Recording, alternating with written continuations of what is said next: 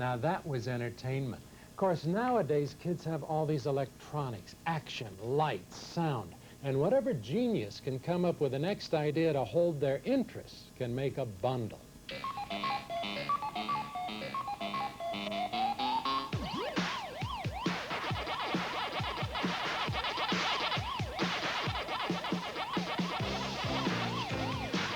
A teenager transfixed in front of a video game, pockets bulging with quarters, blood pressure and heart rate pounding, pumping coin after coin into insatiable machines with names like Dig Dug and Donkey Kong, Centipede and Stargate.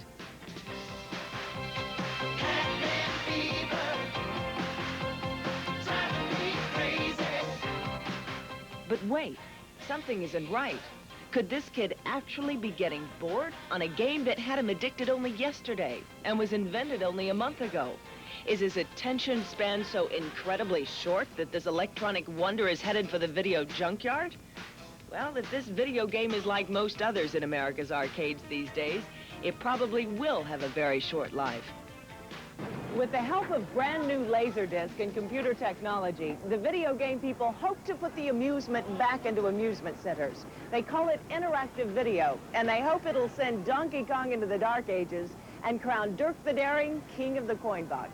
Having a good time, a shooting star leaping through the sky like a tiger, defying the laws of gravity.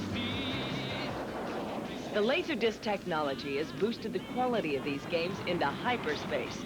The forerunner of this technology was Dragon's Lair, where the fortunes of Dirk the Daring unfolded at the other end of your joystick.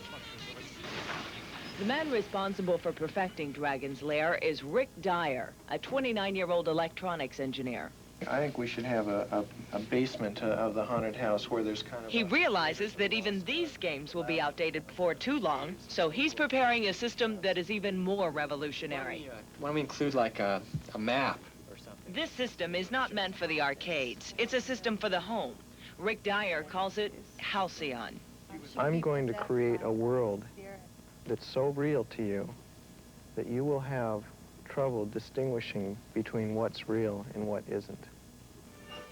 That's quite a goal, but a tour through Dyer's company is an impressive blend of art and science.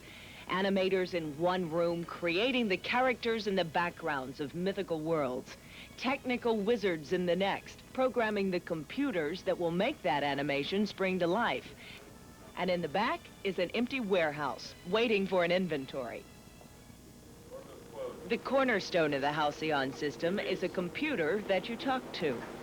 And I call you, Dale. Say yes. Yes. Yes, okay, Dale.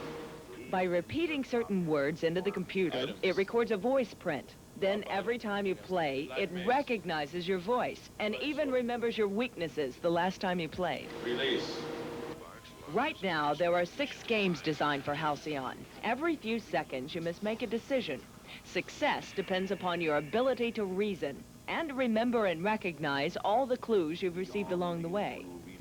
Well, I think the fundamental difference between Halcyon and an arcade game is that Halcyon requires that you think and that you make a decision. When you go to the arcade, you do this. You don't think. You just react. They had only married the animation with a computer program in a prototype 2 days before my visit.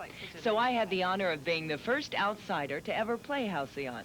Sibyl, please say 1. 1. Now, there are still bugs to be worked out before they can market Halcyon. At this point, they couldn't even tell me what the price tag would be. Thayer, choose an exit quickly or fail this test of magic. Say 3. 3. 3. Okay, now we're in the game. How would the consumers react to Halcyon? Well, that's all up in the air at this point. But spending the day with Rick Dyer and Halcyon gave me a glimpse into the future. A future where pushing buttons is a thing of the past.